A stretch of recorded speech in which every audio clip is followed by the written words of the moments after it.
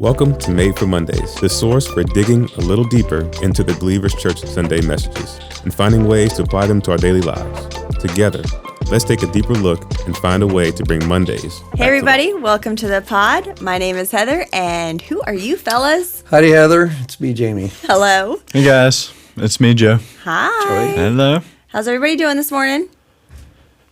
Doing all right. Little gruff. A little, yeah. Yeah.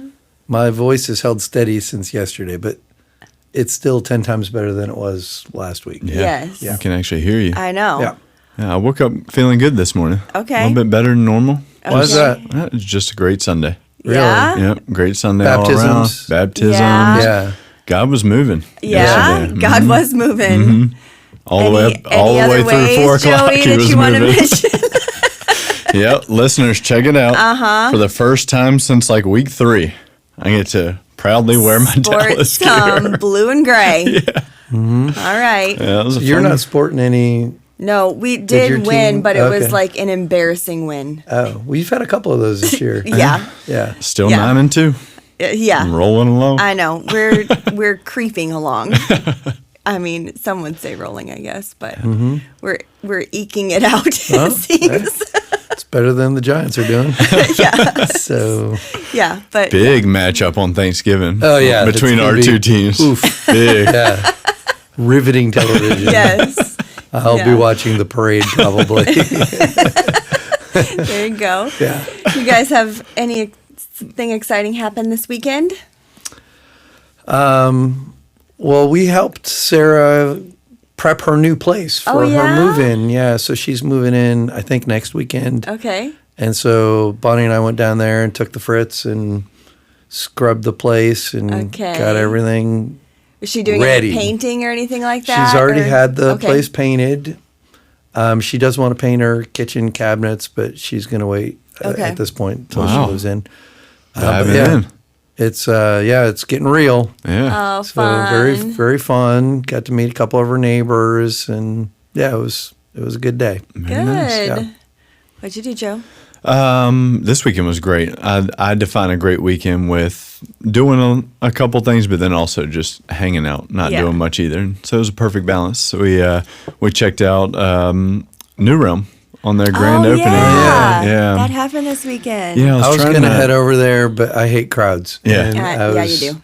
afraid it was going to be crowded. Yeah, it probably was all weekend, but they opened Thursday. Thursday's Right. our Friday, so we got to hang out. Was it bunch of busy us. Thursday? It was pretty busy, but not like Not it could terrible. have been. It's Yeah. such a big space. Yeah, it so is. I'm really probably- looking forward to going over, but Yeah. I have not. Yeah, I was gone not. yet. I was trying not to be allured by like the new toy in town, but it was probably one Yeah. of the best spots like I've been to recently. Yeah. Food Yeah, well, was really Thursday too, I had no voice. So if I went over there on Thursday, I just figured it's going to be noisy, and even if I just try to have a normal conversation, it would Yeah. be rather difficult. So I Yeah. decided, for the sake of teaching on Sunday, Yeah. probably better not to go to a large Correct. group. Yeah. Good job. Pretty cool spot though for Yeah, I'm looking for forward to us checking it close out. by. Like they already have a couple of events.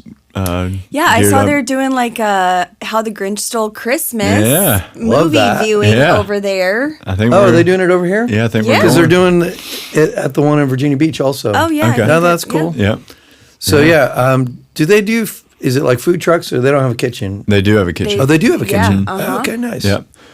Yeah, I asked. I had to ask my mother-in-law if she'd watch my kids so we could go up there because it was the last minute. I think they announced Thursday morning it was opening. Yeah. So I asked her, and she's like, "Yeah, one condition: if you take your father-in-law up there, his friends invited him too." And I was like, "Okay." You have to trade And- babysitting. Yeah. Baby and adult sitting. Yeah, and funny enough, as soon as we got there, he saw his friends and he just left me and Lee. I was like, "Who are the kids in this situation?" Like, all right, That's we'll be ready by 8. Yeah, it was That's fun. great. It was fun. Oh, funny. Yeah. Well, we headed out on Thursday morning and did a surprise visit at the Hager household in Ohio. Oh, did you really? Yes. Oh, fun. It was very fun. Jamey knew we were coming, but Sam and the kids did not. Oh, fun. And it was great. We got there just when school was letting out, and Sam is coaching 8th grade basketball. So he was wrapping up practice, and we had already surprised the kids, and that was fun. They were getting out of the truck when we got there. But we walked into practice wrapping up, and so he was at one end of the gym, and I stayed with Jamey and the kids, and Nate just like walked up to him like he was like gonna go say hi, and Sam like looked at Nate, and he was like, just like gave him like a heads up, like, oh yeah, hey, there's my buddy Nate, and like kept talking to like whoever he was talking to, and then it like occurred to him that he just saw Nate, and he was like, what are you doing here? And like went over and like hugged him for like the longest time. It was so awesome. Great.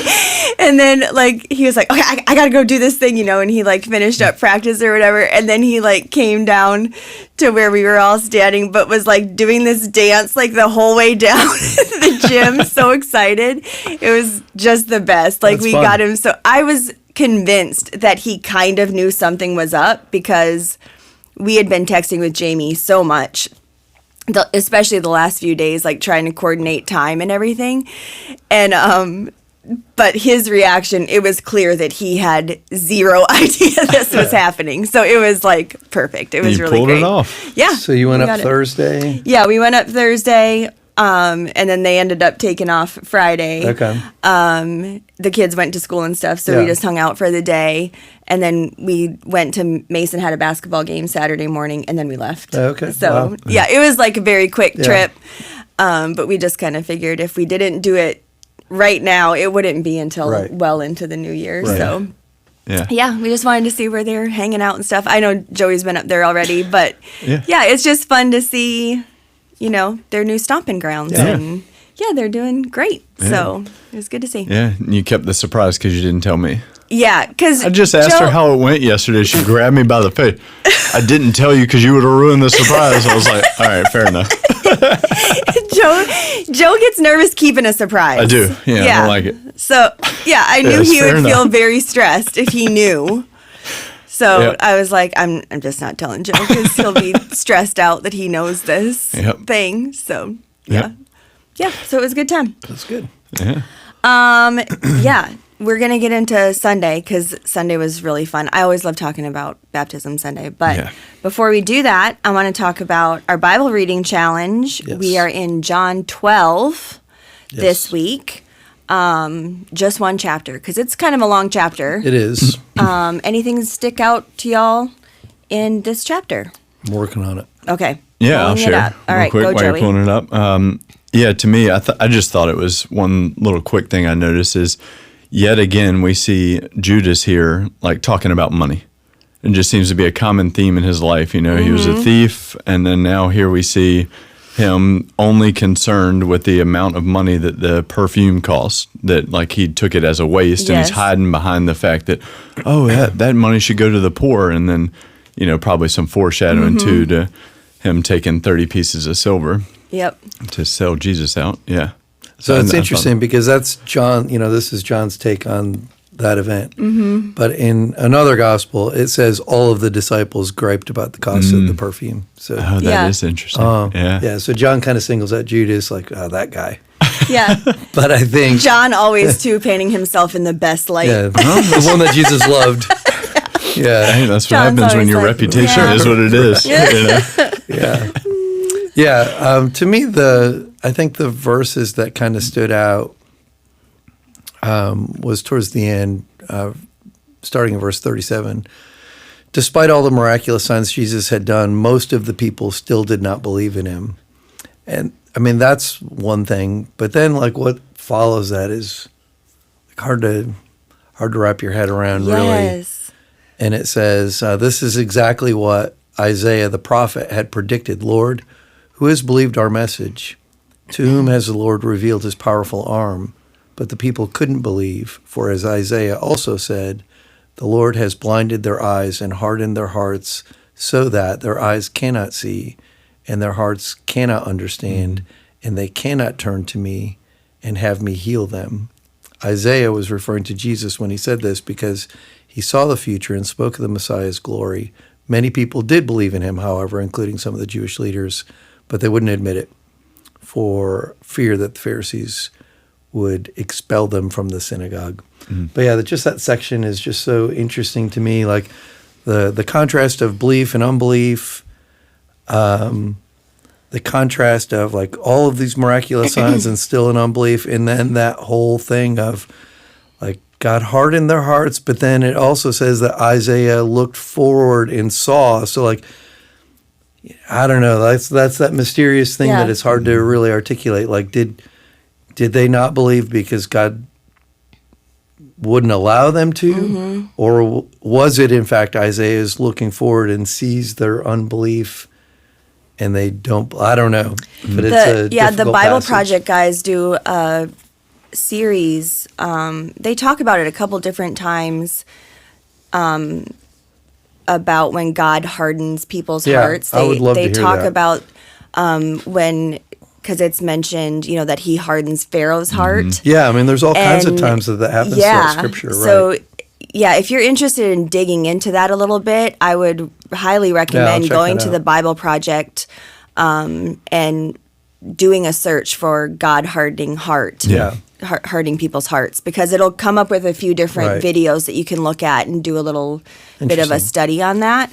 Because just the way we talk about them a lot on the pod, but just the way that they dig into those scriptures and kind of tie in those passages. They're you remarkable. Yeah. It's such a great resource. You'll enjoy that. I don't know that, I mean, if you've not dug into them, like the asset that they are Yes. Yep. is remarkable. And, to think that not that many years ago, that whole pool of content didn't even exist. Yeah. Like the contribution that they've made is just so significant, Yeah. in my It's opinion. well worth looking into and Yeah. kind of making that one of your bookmarks. For sure. I 'Cause love the they're- pictures too.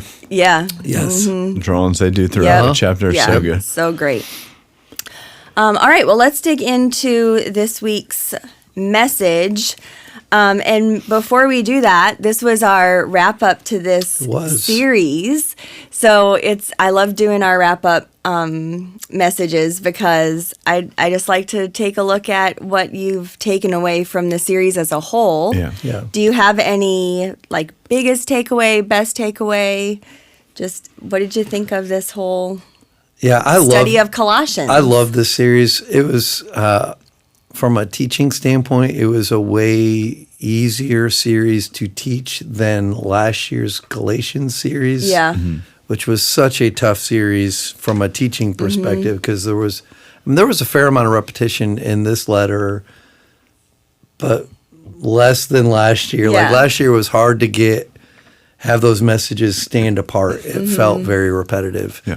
I loved the series this year. I loved that I love the way it got themed around the politics of it all. I think that hit on such a good cultural moment, and it really, not only did it tie in like just culturally to what we're going through, but it really tied in so well to the letter, Yeah. So, I think because of that, it made it super accessible to a lot of people. I've gotten so much feedback on this series on just how well it was, Good. how well it hit, Yeah. So I loved it. It was one of my favorite that we've done in a long time. Good. Yeah, I think it was really cool to see our goal in the series like play out the way it did, to meet everyone at a cultural moment like this, like the election, but at the same time, you gave us the warning, hey, week 1 was going to be more political than the rest of the series and all that. And I'm like, man, how are we going to not get too political throughout this series in the election? And that's what we did. I was thinking about it, looking back on some of the weeks this morning. I'm like, man, we really, Jesus felt bigger than the election in this series. That's good. And that was, and then specifically, I loved the politic in part 1 and 2. I thought it was really good. I really wish you would have jumped on that idea we had of the wrestling tag Coming off team, the right? ropes. Coming off the ropes and tagging in week 2. But Would've been good. Yeah, that was really good because, Doug talked about how we're rooted in Jesus, and then you followed it up with the shadows and the reality and perception of the shadows. Those are 2 really good weeks. Yeah, that's awesome. Yeah. Yeah. So good. So, Jamey, you said you weren't ever going to use these verses in a message, but you opened the message pretty much with the Great Commission. And I'm using it this week coming up, too. Okay. So 2 weeks in a So, row. Matthew 28, 18 through 20. Yeah. But so I want you to just kind of tell us, how does that passage that you're never going to use, and now you're using 2 weeks in a row, tie into our memory verse for this series? So to offer clarity, the reason I never wanted to use it is because I heard it over and over and over and over again. Nauseam. Yes, and I was like, man, for crying out loud, this is way overplayed. Yeah. But it is such a central passage, and it does tie into our theme verse because Jesus starts with, all authority has been given to me in heaven and earth, therefore go and make disciples. And so what Paul says of Jesus in Colossians 1:15, Jesus says of himself in Matthew 28, that he has all authority. Mm-hmm. And I think, starting the Great Commission, that's verse 18, I think. Verse 19 is, go into all the world, make disciples of all nations. And it's easy to start with that. But if you don't start with 18, you lose the why. The why of going and making disciples is that Jesus has all authority. So he's telling us what to do. And, that ties in so neatly to what we've been talking about in the series. If he's king, if he's in us and we're in him, then what he does, we do. That's what we do. And that verse was Jesus kind of passing the baton on to the disciples. Like, I lived my life on mission, and now I'm passing that mission on to you. That's exactly what that passage is. And then as he finishes up passing the baton to them, he says, and then you pass the baton on to everyone that you make a disciple of. Right. So it becomes this perpetual command that just will never expire until Jesus returns. Yeah. So now it's our job to evangelize. To make that's disciples. What we are to do. That is the job. But you shared how horribly that is done. So we do a terrible job of it. Yeah. You put a bunch of examples up on the screen, which were great. And then you made not only a case for the non-believers in the room, which I love, and we've talked about it on the podcast before. Like, we are very aware. We plan services around that. We plan messages around that. Like, being very aware that there are people in the room that do not know Jesus. Yeah. And we want to be sensitive to that. Right.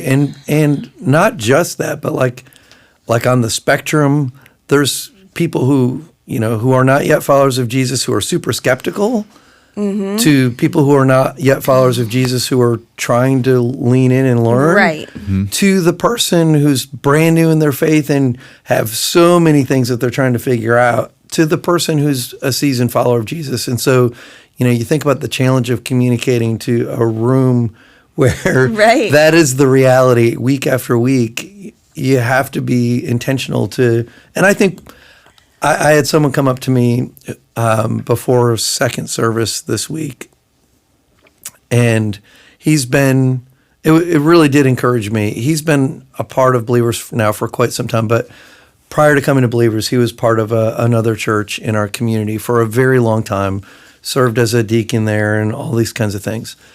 And he came up to me and he said, I don't know if anyone tells you, but I just really appreciate how you lead the church. And I said, well, thank you very much. I appreciate the feedback. And he said, no, I mean, like, I've been following Jesus for a long time, and I feel like I'm really growing in my faith here. Oh, wow. And I just thought, that's so cool, because, the thing that gets thrown at us frequently is because our messages are very easy to understand and accessible, that they're somehow light. Yeah. Which is not true. I would go toe-to-toe with anyone who wants to argue about the depth of our teaching. I think people confuse easy to understand with simple. Right. And they're not the same thing. And here's this person who's been following Jesus for decades who is still being challenged in their faith. And honestly, like I am challenged in my faith week after week as I'm writing messages. So for someone who's not, I'd say they're probably just not leaning in very well. Right. But that was so encouraging. And so you have someone who's been following Jesus for decades who's being challenged by what we're talking about, but also talking to the person in the room who's not yet a follower of Jesus. And when it comes to this idea of evangelism, I was trying to capture, like, how do you capture the tension of evangelism when you're in a room that's as diverse as that room? And I thought, well, the tension is people who follow Jesus hate evangelism. Yes. And people who don't follow Jesus hate evangelism. Yeah. So yeah, we both have a shared mutual disfavor of the topic. Yeah. So for the person who doesn't follow Jesus, it's because of some of those ways Cringy that you things. put. Yeah. So for our listeners and our viewers who didn't see what you put up there, can you and in the first service, some of them? The first service, the slide didn't make it up. Oh, it didn't? No. So Jeremy bummer. worked hard to put together this slide. First service didn't make it, but it did make it in second. Okay. So, some of the things were just, like the caricature of what you think of when you think of evangelism, like someone holding the signs that says, God is your enemy, or God hates you, or, there's those groups that protest, funerals and all the things that people do such a terrible thing, so un-Jesus-like. And the Left Behind movie? I don't know if I agree with that Jamey one. loves talking about a Christian movie now. I wouldn't be where I am today. Terrible Christian entertainment stuff. Just so terrible. And then I talked about the fake $100 bills that people leave around, Someone did that here. Yes. Tyler found a bunch of found them. one. Got it up there. He still has it on his desk. Or people are leaving counterfeit bills laying around as a way to share Jesus. Yeah. You talked about tipping, the worst way. Like leaving giving a track instead of a tip. Yeah. All that kind of stuff. So, and even just like most of the evangelism classes that people attend are like, go out there and ask these 4 questions. And, you're asking people to engage in conversations with people that they do not know, knocking on their doors, walking up on street corners, doing all these things. Like, I don't like when I've been at gas stations when I've been approached by, the Mormon church, and, I've had the Jehovah's Witnesses knock on my door on a Saturday morning. I don't like that stuff. And yet that's how we're equipping, that's how most churches are equipping their people to go and share their faith, to go do things like what I said, like the question that people have is, why would Jesus make his final commandment, go harass people who don't believe in me? Right. Like that seems like a terrible idea, but that's not what Jesus said. Right. But that's how it's taught. And it's just so unfortunate. Yeah. So then how do we make disciples of all nations? I think we have that's why I love our tagline around here, go be love. Don't make it more complicated than it needs to be. Right. And if you need any help at all, just grab Rochelle, because going out with Rochelle to lunch and sometimes, like we talked to a guy at Mod Pizza the other day, and just a simple conversation found his whole religious background, all these charity works that he does and everything. And then it led to an invite to church. Awesome. Yeah, that's so good. So I think just this is a question that I have, because we did have like a little bit of a political spin in this series. Yeah. And it's something that I think we've seen happen over the last number of years in politics. But the term evangelical has kind of been hijacked in the political arena. Oh, for sure it has. So, like what used to be in Christian circles, like kind of like something that you would be proud of being associated with. Like I'm a part of an evangelical church. Right. I am an evangelical person. Right. It has now, like a lot of Christians are shying away from using that terminology. Yeah. And yet, like, we want to be evangelical in our Yeah. messaging. So can you just kind of talk about that a little bit, Jamey? Sure. Like what's happened? So, where yeah. has that gone? So the evangelical has turned into a voting bloc, and Yeah. that's essentially what's happened. Christians were under the banner of evangelical. Politicians saw a relatively influential swath of the demographic that they wanted to target to have vote for them. So it became the evangelical vote, and it used to be, like you said, it was a way for Christians to identify themselves within the greater pool of Christendom. So evangelical, well, it used to be fundamental, and then fundamental kind of fell out of favor as being very legalistic. Right. So people stopped saying I'm a fundamentalist and started saying I'm an evangelical. Most evangelicals were fundamentalists. Which came out of the Reformation. So back in the day when I was in Bible college, it was a fundamental Bible college. It was very conservative, and they viewed evangelicals as progressives. Right. And then it kind of morphed, and then fundamentalism became evangelicalism, and evangelicals became progressive. Yes. So everything kind of shifted over a little bit. So within greater Christendom, there's the evangelicals who would say, like, theologically relatively conservative. They have a strong view of Scripture, strong view of the identity of who Jesus is, those kinds of things.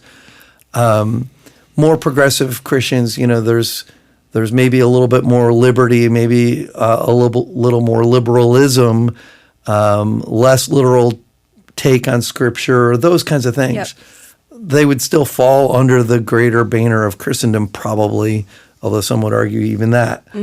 But it has turned into, that's no longer really how Christians are identifying themselves.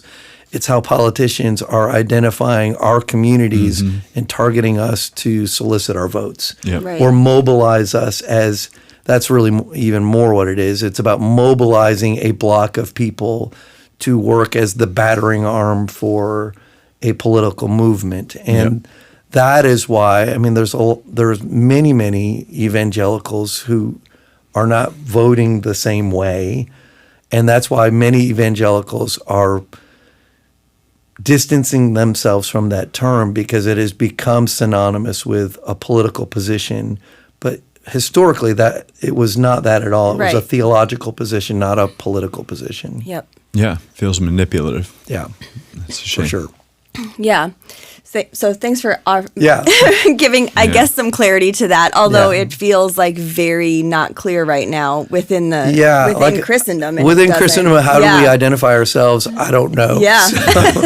Yeah, So- that's where a lot of, I think, Christians are struggling, because they still want to identify theologically Yes. somehow, but they feel like it's been hijacked and they can't. Yeah. So, yeah. Yeah, I guess it's progressive and non-progressive. Yeah, I don't really probably. know. That's Yeah. probably where it's going to land, I Yeah. guess. For now. Yeah. So back to the message, you then went into, after kind of giving us these examples of how evangelizing has been happening, Yes. you went into some stats. And that was just really interesting. Super interesting. I want to pull it up in our app because... Yeah, I've got the stats here. Okay, yeah, can you share some of them? So 97% of Christians believe that part of their faith means being a witness about Jesus. So they believe that what Jesus said in the Great Commission applies to them. 97% of us. 95% believe, and this is my favorite of all the stats, 95% believe that the best thing that could happen to someone is for them to come to faith in Jesus. So we genuinely believe that Jesus makes life better, which I think is, that's just so great. Yep. And 73%, which I thought this was a remarkably high number, feel confident to respond to questions that people have about faith. So, as it pertains to sharing our faith, we believe we should. We think it's good for people if they hear it, and we feel confident to respond to objections that people might have about it. And yet, nearly half of us, 47%, believe that it's somewhat wrong, at least somewhat wrong, to share our faith with someone who believes differently than we do, which is just staggering to me. It's remarkable. Yeah. Like, are they saying that, did they feel like the question was steered more towards like pushing our faith onto someone? Because otherwise, it's really that 75% that gets me like, okay, I thought, well, 47% because maybe they just don't feel comfortable. But no, we're seeing 75% of people feel comfortable and equipped to answer questions. So I'm not. Why then? I mean, I have a theory, and it's just a theory, but I think there's something at play in that, and I think the thing that is in play is, even though 97% of Christians believe that it's part of their faith to share their faith, and 95% of people believe that trusting in Jesus would make someone's life better, I'm not convinced that the majority of Christians have a strong belief that Jesus is the only way. So if we don't believe that Jesus is the only way, then the imperative kind of dissipates. Well, then, I mean, it'd be great for someone to trust in Jesus, but if they believe differently, that's fine. If they believe differently, that's fine too. So it's this pluralism that's kind of invaded the church. And there are a lot of stats that talk about that, like people who are committed followers of Jesus. It's a staggeringly high percentage of people who don't believe that it's the only way. And so to share my faith with someone who doesn't believe like me is to be not considerate. It's to impose my beliefs on someone else. It's frowned upon in the workplace. It's called, what is it? What's the term that gets used culturally? It's not evangelism, but I'm drawing a blank. But there's a term about sharing your faith that is a very negative term, and it's this idea of imposing. You're imposing yourself on someone else, and so I think that's where the breakdown is. Yeah. Is people think that it's somehow not kind, not tolerant. You don't want to be bigoted and narrow-minded and self-righteous, and it feels as if maybe I'm being self-righteous to say that Jesus is the only way, and I'm the one that has figured it out, and so you're wrong. You're implying that someone's wrong in their beliefs, and so I think all of that is kind of inclusive, kind of thing, yeah. I think all of that's kind of baked into that stat that, it's not that they're just reluctant. The question, you could tell by the way that question is there, that there was a series of it's always wrong, it's somewhat wrong, like there was these categories, and there were 2 or 3. It was at least somewhat wrong to share your faith with someone who doesn't believe like you do. Yeah. You know what's interesting about that stat too, I was thinking of, is I wonder if we would have asked in that survey of that 47% something, and this is not judgmental because it's something you challenged us with yesterday, was when's the last time you made a disciple? Right. Like, I bet some of our answer might be steered in a certain way, depending on when the last time we have made a disciple is. Yeah. Like, you're more likely to share your faith. Yeah. If you're experiencing that often. For sure. So what I'm excited about is you teased out our seminar that we have coming up in January, coming off of those stats, because we are going to be doing this really cool series. Proselytizing is the word I was looking for. Oh, okay. Yeah. Yes. That's a negative connotation, and it's a synonym for evangelism. Yes. Proselytizing. Oh, maybe we can work that into our new, not evangelicals. No, I don't like that. Never mind. Anyway, back to the seminar. Back to the seminar. We're doing a new series starting in January called Here for Good, which is going to be really awesome. And then at the back end of that, we're going to do this seminar called Invest. Right.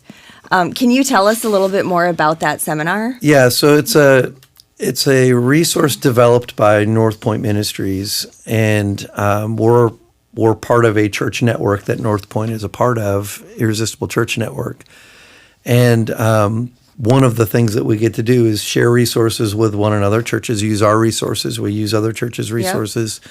And this was one that another pastor in that I know in the network has talked to me about and said that they had used it in their church and really liked it. So I dug into it a little bit, and I'm super excited for it. It's very interactive. It's kind of table talk driven. So there's a little bit of main teaching. There's some video stuff, but then there's just a lot of good conversations that are going to happen around table groups. So a little bit more relational in how it's not just instructive. Yep. So I think it's going to be really good, and I just think to equip us to think through the complexities of how do we share our faith in a culture that is increasingly not Christian or not even favorable to Christianity. Like how do we have spiritual conversations in that kind of context, and how do we steer them in ways that are not offensive but are loving and kind and meaningful? Yeah. So yeah, I'm super excited for that. That's going to be January 26th. 5 to 8 is roughly the time frame that I would say people should block off. And it'll be really good. Yeah. And I love even the title of it is Invest. Yes. So it's about investing in relationships and not just like Projects. Right. evangelizing people. Yes. It's this idea of relationship building. So Yes. I'm really looking forward to Me too. that. So then you took us into this whole how we are practically go about doing this. Yes. And you gave us just such a great big idea. And that is talk to God about people before talking to people about God. Yes.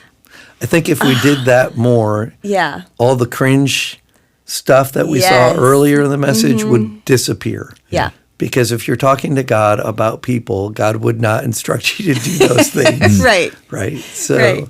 yeah, it's just like this framework that Paul lays out here, it flowed so easily from this passage. 3 different times before he talks about how to conduct yourself among unbelievers, because that's where he goes in these verses. But before he talks about how to conduct yourself, he says, pray, pray, pray. Be alert, be diligent, pray for clarity, pray for opportunity. Those are all things that he tells us to pray for, pray about. And then he gets into, and after you're praying, here's how you conduct yourself. So yeah, this big idea just kind of fell out of these verses in my mind. Like it just became so clear to me as I was studying out just these few short verses for this message. Yeah. So when you think about those things that we're supposed to be praying about, do you guys does any of those like really resonate with you? Does those, particularly in the 2, 3, and 4, those passages, does any of that sit with you more than one of the other things? Yeah, I think the time thing that you went through, I thought that was great. I thought you talk about fixing some of the mess that you talked about at the beginning of the message. Man, the timing of that and praying for an opportunity to come was so good. I'm having a conversation with someone in my B group right now about that, because I think it's also important to realize, don't think that a one prayer fix all is going to happen. Like stay in prayer over these people and for these opportunities. And then you'll see, like, as the opportunity approaches, okay, you just schedule coffee, or whatever the opportunity that you now see, okay, that's what I was praying for. You can stay in prayer for that conversation and for the next steps after that conversation and all that. Yeah, I think, like praying for those opportunities, not only does it invite the work of God in your heart and in the heart of the person that you're praying for, but I think it also just, like you just said, I think it also just raises awareness in your own mind that now that I'm thinking about an opportunity to speak of things of faith, if I'm thinking about it, I'm more likely to see them. Yeah. Where if you're not mindful of it, you're more likely to miss them, you know? Yeah. So like some of it's supernatural, some of it's just obvious. What you're thinking about is what you're gonna do. Yep. Yeah. I love the idea of devotion. And I think that we modeled that well in having the ballot Yeah. that we had people fill out yesterday. Because I think just the idea of writing it down and having something like that we can stick in our Bibles or have in our prayer journals or whatever, but having like something tangible helps us have like this level of commitment that we can, be reminded of. And because I think that's something for me that I struggle with sometimes when in my times of prayer, I can either get like just, I can like wander in my thoughts or it can just become so rote where I'm just like kind of saying the same prayer over and over again. Where if I have something written down and I'm being specific about a person, so just you're leading us yesterday to like, who are you really praying for to come to know the Lord? And being able to write a few names down that I really want to be intentional about sharing my faith with. I think that call to devotion was really good for me yesterday. Yeah, it helped me a lot because I got a couple of people that I pray for outside of faith, and the prayer has always been, and I think it comes from this place of not wanting to push my faith onto them, and that if I just live the life the right way, they'll see it through me, and I was always like, I will be there the day that they have any questions. I want to make sure that, I'm open, that they feel like they can come to me with these questions. But I've always prayed, Jesus, show up in their life. And I think yesterday it made me realize I believe an unbeliever can see the light of Jesus in their life, certainly. But if they're not in faith, then they might have the blinders on where Jesus is showing up and they can't even see it. So yesterday was a great reminder of, let me change that prayer a little bit to say, Jesus, show up in their life, certainly, but also provide me an opportunity. Yeah, because that's what Paul, that's where he goes, he says, live wisely, make the most of every opportunity. So, part of the answer to those prayers is how we're conducting ourselves in those settings. Let your conversation be gracious and attractive. It involves the words that we use. I got a message from someone in our church who's a very faithful member of our church and a somewhat regular listener to the pod. And they said one of the tension points they felt at the end of the message was, as an introvert, it's such a high bar, that last piece. And I haven't responded to him yet. I will. I haven't had time, but I probably will today. But I do think that's one of the reasons that it's so important to engage in your local church, because what you might be unable to do or might have limited opportunity to do by yourself, you can really leverage by being a part of a church family. So, participating in those community events that we do and inviting people to attend those and serving in those. Like, if you don't know anyone who's outside of faith, which happens to people, the longer they follow Jesus, the smaller that pool of people outside of faith gets. So participate in those events where you can show up and engage. And, when you're giving here and when you're going on invite projects and all of those various things, like all of those get used to touch people in those right moments of time that we talked about at the end of the message. Those ripe moments, you can be a part of staging a person to hear and respond and receive the message of Jesus simply by your giving and participating and inviting to these Jamey. Various community events that we do. And you don't have to feel bad about, I don't do enough of that.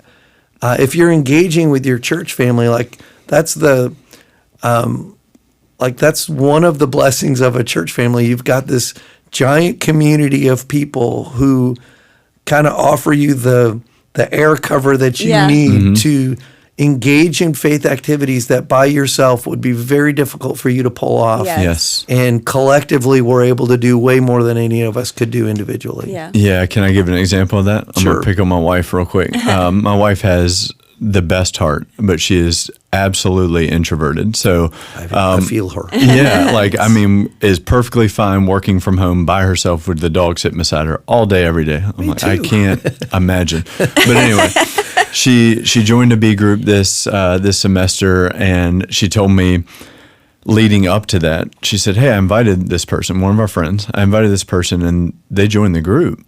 And I said, really? Oh, yeah. You know, I didn't really want to, but it was on my heart for like over a week. I was like, that Holy Spirit, you know, he'll stay there for sure. And then now they went out yesterday and served at Oasis, and she's never been there before. But that was what she came back with and like my son got to go to and experience being the hands and feet of Jesus. It was incredible, but just she as an introvert, and I mean, even extroverts, it's not just for them, but they like that opportunity arose because a B group leader who's very good at this stuff, it's her strength, like facilitated this opportunity that otherwise maybe an introvert wouldn't have had. So it's exactly what you're talking about. So good. I so love that. good. So great. Well, that's all we've got time for today. We hope that you will join us next Sunday as we start our brand new series. Actually, we're kind of previewing a new series. Yeah, it's kind of a soft launch of the new series. But we're going to be talking all about the gift, and you are not going to want to miss this because it's going to give you really great insight to our favorite time of year, especially Jamey's. He loves talking about this. I do. He loves talking about Christmas, but he does love talking about the gift. We're going to let you know all about our end of year offering and what our goals are for this year, and it's the biggest one we've ever done. So you're going to want to be here at 9 or 10:45, and if you can't make it on campus, you can join us on YouTube at 1 o'clock. Make sure you bring some friends, and we will see you on Sunday. But for now, go and be loved. Thanks for being here, friends.